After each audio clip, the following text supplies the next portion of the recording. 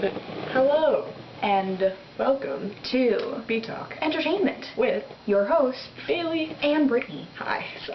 Yeah. Alright, so today we're going to talk about something.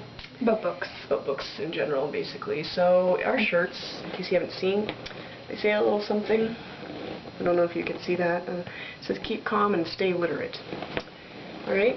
So this is for an English project. And we were supposed to campaign or do a representation about something that we're really passionate about, and both of us. Yes. We're book nerds. Yeah. We spend a lot of time reading. Yeah. Just, reading in general. Yeah. We find it important. Like right now I'm going to read. Yeah, it gives us purpose in life. But the whole reason we wanted to kind of campaign about it is because people in our class, they think, well, I don't really have time to read. I've got sports, I've got school, I'm applying to different colleges and universities. I'm a poet. Yeah, like who has time to read anymore? Well, it's important because regardless if you're like just little kindergarten, just learning how to read, you have really small vocabulary, you just know those little words. And reading kind of helps you expand your knowledge and expand your vocabulary and helps you communicate with people better. And even people who are, like senior citizens, people who've really gone along in life, and sometimes the memories may be fading. People who read, they kind of grasp something. It's something to hold on to. Like the characters, you fall in love with them. Basically, get new friends out of this. Like you live 1,000 lives. Exactly. In the pages of the book. So that pretty much sums up our thing. We have like a lot of posters hanging around our school. I apologize if you're not around to see them. They're beautiful artwork. They're fantastic. They're very simplistic, but they're awesome. Yeah, so we're gonna move on a bit. I guess we should explain what the posters are all about. I mean, they say. Kind of do that? I don't think we did. Oh. Well, keep calm and stay literate. Didn't we just explain that? Yeah, but the whole reason we chose keep calm and stay literate. Oh yes. Is like even just little kids or just some random person, you see something that says keep calm, you're automatically gonna stop and say, hey, that's on the internet. That's a thing from the internet. That's cool. Yeah. Alright, so we're gonna officially move on now. And if you're checking out this channel, you've probably noticed there's another video on there. It's called Fangirl Intervention. You should probably watch it.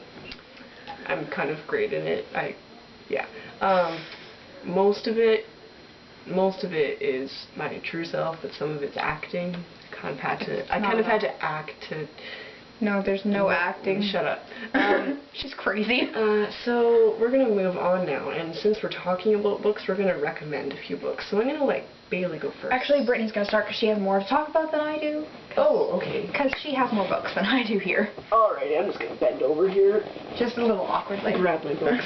Alright, so this first one I have, probably may not have heard of. It's called The Tale of Despereaux.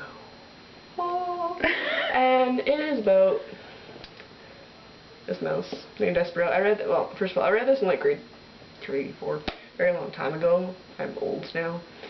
Not really. And this basically got me into reading in the first place.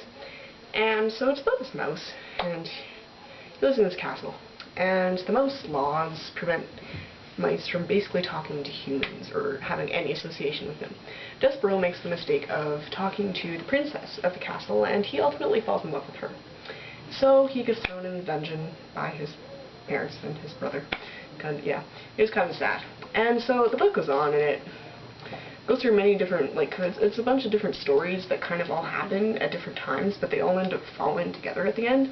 And it's a very brilliant novel, and I highly recommend you read it. I realize it's meant for like children in a sense, but like I still read random chapters of it when I'm bored because I have no life.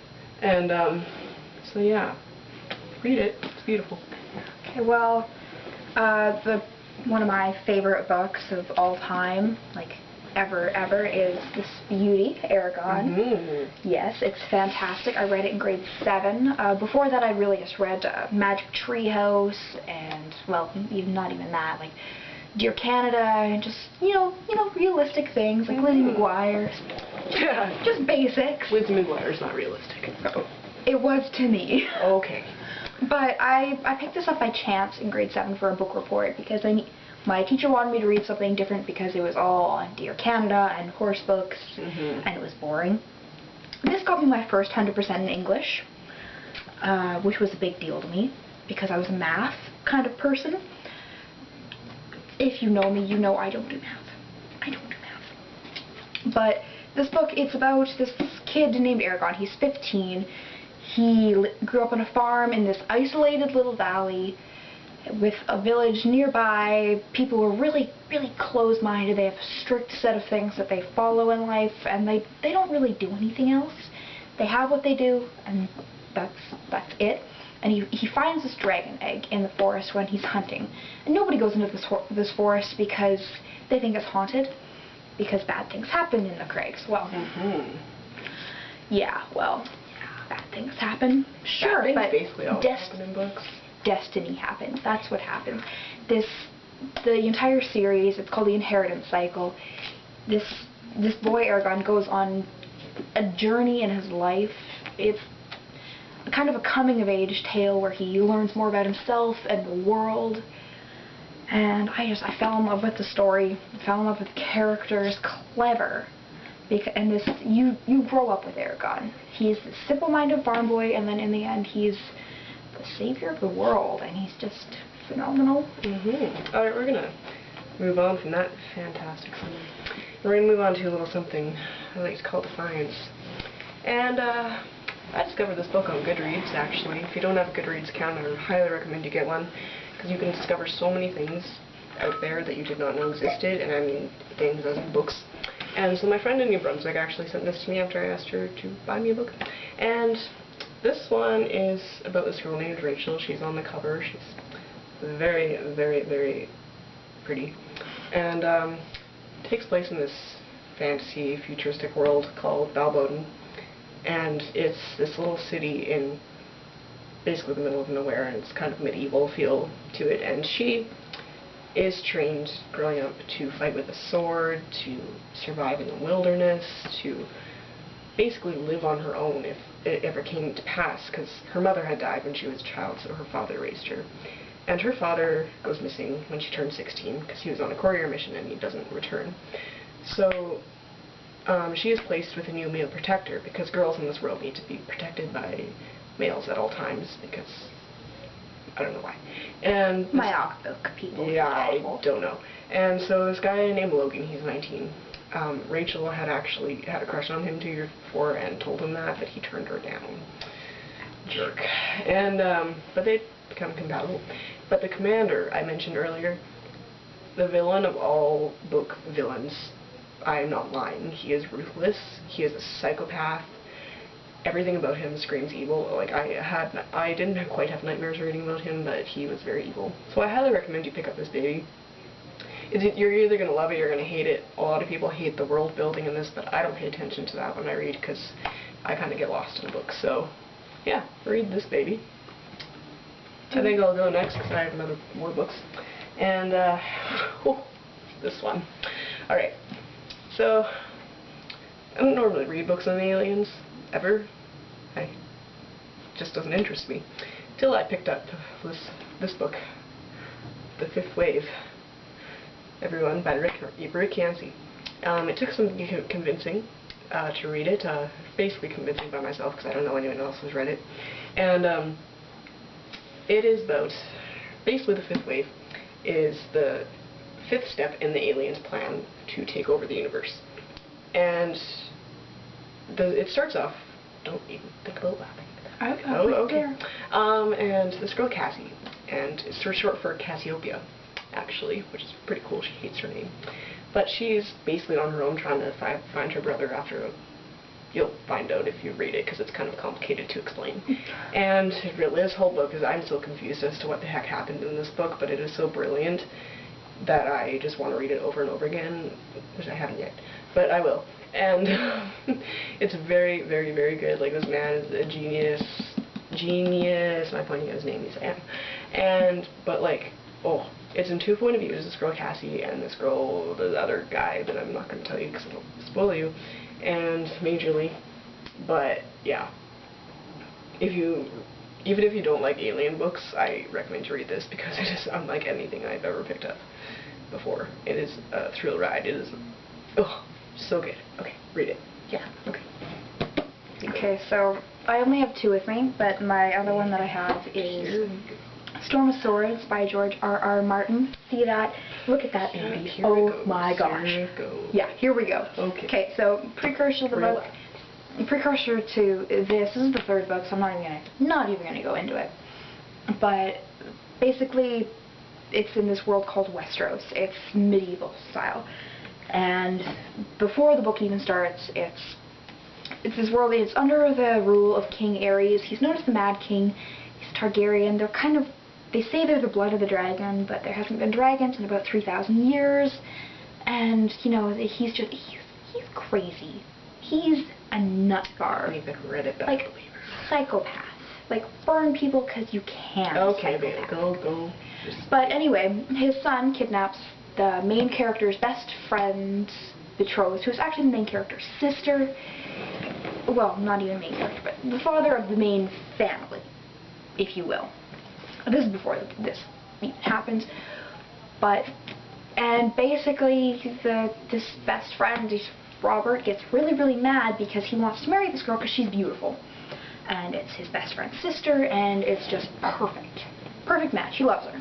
Well, she's kidnapped, and he starts a war over it.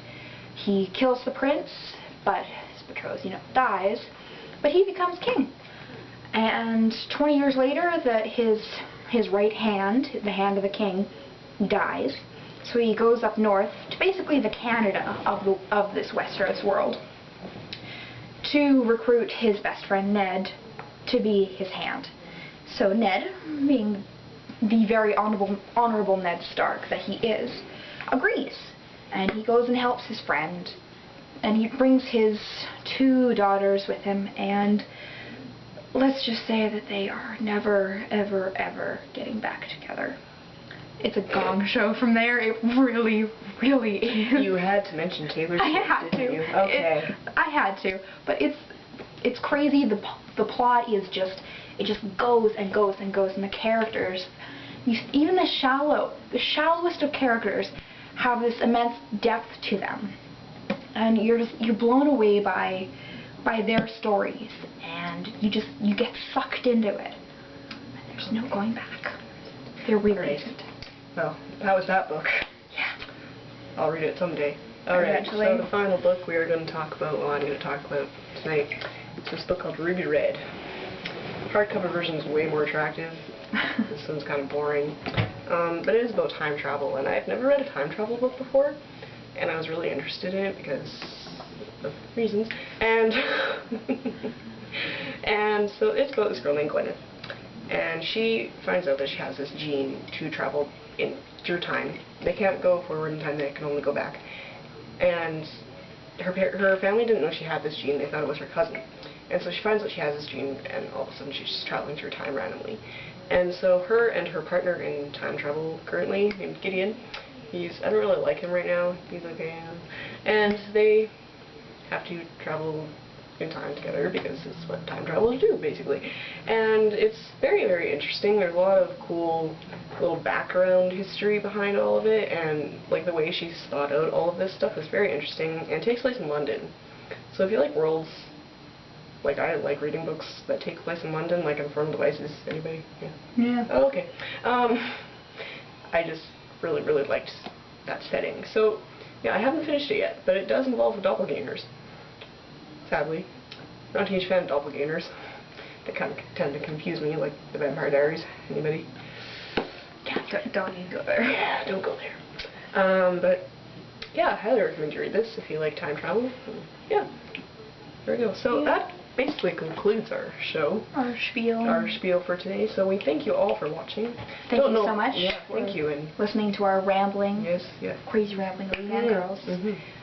Basically, so, yeah, we'd like to end off by quoting John Green and saying, "Don't forget to be awesome." All right. Nerd Fighter out. All right.